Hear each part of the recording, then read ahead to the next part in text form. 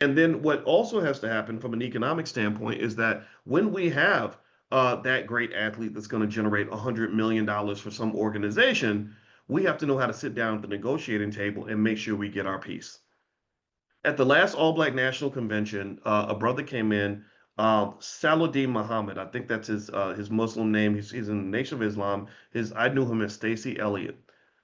Stacey Elliott, Saladin Muhammad, was the father of a man named Ezekiel Elliott. Ezekiel Elliott was I think he was I think the number 4 draft pick the year he got drafted by the Dallas Cowboys. I think he got the biggest contract of any running back in the history of the Cowboys.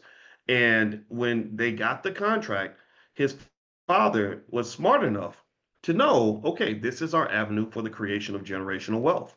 So first thing they did was they took a big chunk of the signing bonus. He talks about all this at the convention. He broke all this down. They put it all in a trust. They put a bunch of the money into a trust.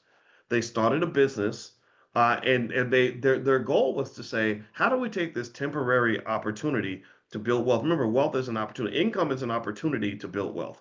The word poor stands for what? What does poor stand for? Put it in the chat. Poor stands for passing over opportunities repeatedly.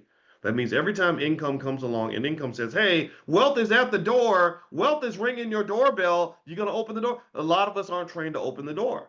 So income shows up and you're like, oh my God, here's some income. I love you, income. But you don't understand, no, that income's supposed to be, you're supposed to nurture it and caress it and put it in the oven and bake it and turn it into some wealth because wealth is going to last you for a long time. Income is going to disappear. It's going to run right through you. And then you got to go back to work to get more income, right? So income is not wealth.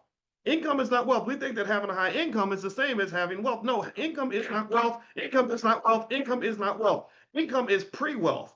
Income is what wealth looks like before it gets managed properly and turned into something better. Do you understand? Income is the cookie dough. Wealth is the hot, fresh, warm baked cookies that come out the oven that you get to eat that taste all moist in your mouth. That's what I want you to understand. So he understood the assignment. The assignment that he had as the father and the head of the household. Because when his son went to the NFL, he spoke very openly. He said, "Yeah, they thought that he would have a single mother with him on the red carpet." He said, "No, he got his big 6'4", 250-pound daddy right next to him. I invested in this asset long before you did, so the family is going to benefit before anybody else."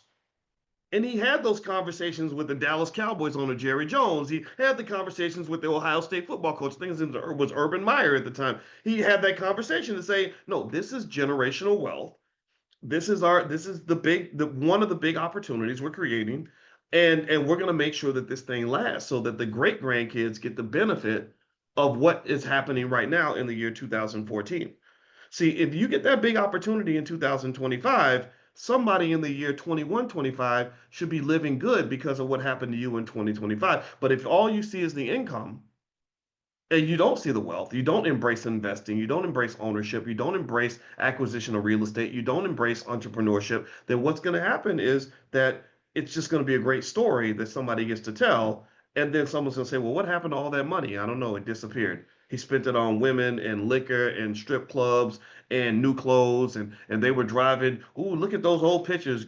Great granddaddy, they was driving Mercedes and wearing Gucci and going to see Jake the jeweler and wearing $10,000, $20,000 watches but I'm working at Arby's. I'm working at Arby's trying to get through school. Why are you working at Arby's? You should have $1 million in your trust fund